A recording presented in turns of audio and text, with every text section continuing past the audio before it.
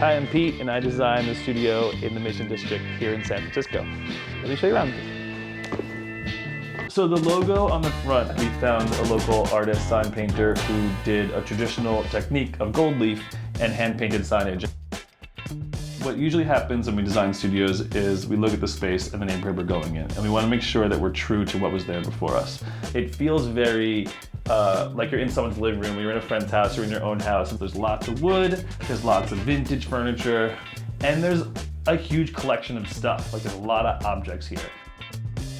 We built these shelves and we created this privacy, but then we had to fill all these shelves up with stuff. And we wanted this stuff to kind of be interesting, and we wanted it to be local, and we wanted it to be fun, that you could come in, hang out, feel like at your crazy uncle's house, and get a tattoo.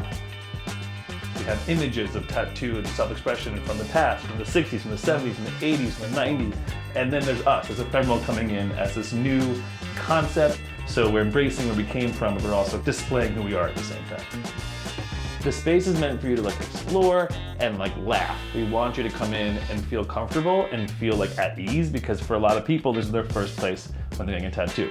So by adding these little funny moments, we hope it makes you relax. It makes you kind of forget what you're doing. You're not in this intense space. You're in a very warm, comfortable space that's a little silly.